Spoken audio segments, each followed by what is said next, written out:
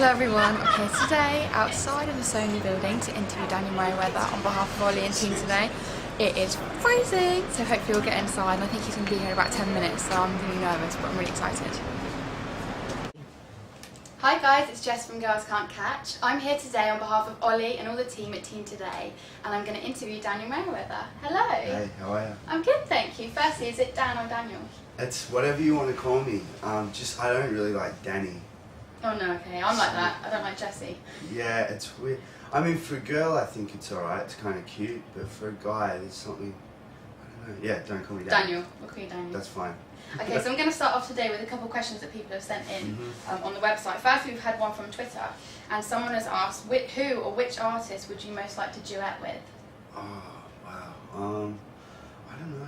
I think like a duet. I just did a duet with Adele, and that was really great. She's an amazing singer. I think it depends on the song, but I mean, it wouldn't be a duet in the typical sense of sort of staring dreamily into each other's eyes, but I've always wanted to do a song with Jay-Z.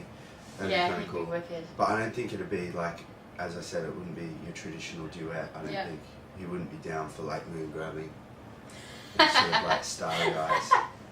Okay, no, it probably wouldn't be a love song, I'm sure. No, I don't think so. Not from him. It'd be street tales. Yeah.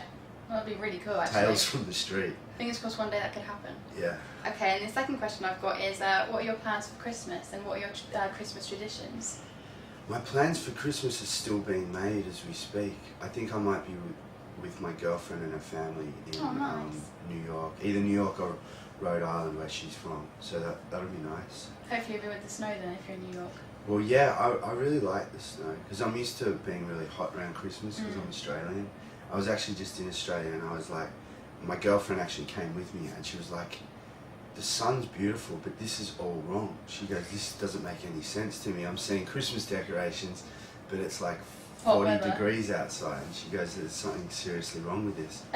Because we all still have the, the same, traditional Christmas cards with Santa Claus in his big furry coat and the snow scene and all the kind of wintry paraphernalia that goes along with Christmas. But we don't actually experience that, so it's quite weird. I'd like to try it one day, actually. I've never been to Australia, so I think Christmas would be really different, but I think it'd be quite cool to try it. Barbecues and stuff on Christmas Day. Barbecues, potato salad. Always a lot of potato salad. My mum makes a great potato salad. It's kind of hard to get potato salad wrong, I guess. I don't know, I'm not a very good cook, so I don't know if I'd be good at that. You just cut up the potatoes, chuck them in a bunch of mayonnaise, and I think you've got yourself a potato salad. Nice. Bit of seasoning. Okay, sounds like you know then. Yeah, I do. Okay, and as you know, you might know that TeenToday is this is who I'm here for today, and they're a website that's especially created for teenagers, and it just lets them find out information on new music, interviews like this, blogs, and fashion and things like that.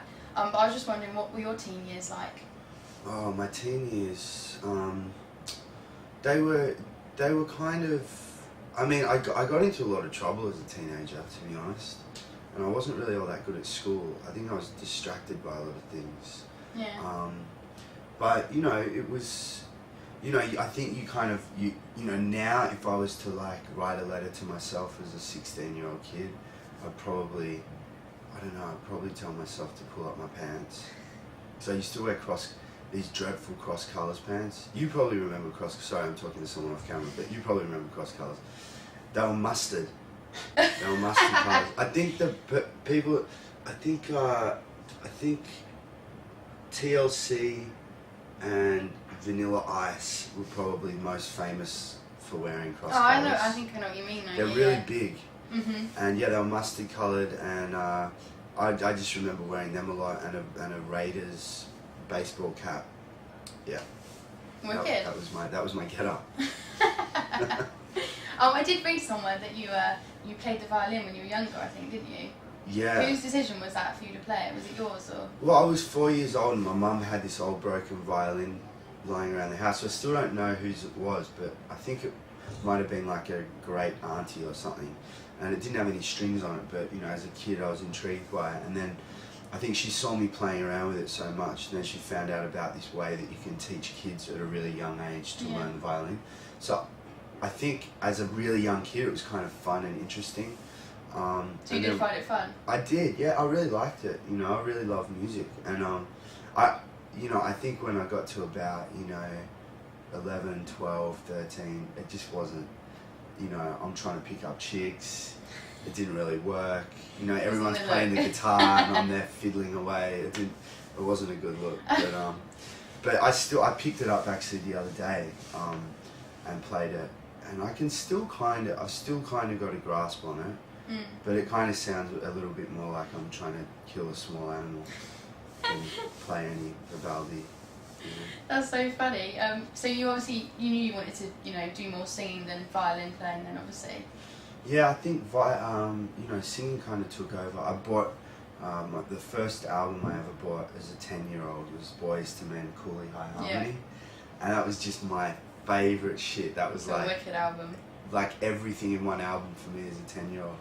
And when you're that young, you don't really have any point of reference for music. So that kind of, I guess, started me singing. And then from there I kind of discovered all of the people that probably influenced them. So I discovered Stevie Wonder and Marvin Gaye and Donny Hathaway and all the great soul singers. But at the same time, it was the middle of the 90s, so I was listening to Radiohead, Jeff Buckley and all those kind of artists as well. So it was kind of like a whole bunch of different stuff. My dad listened to Bob Dylan and a whole lot of folk music. So there was just always different types of music that I was listening to.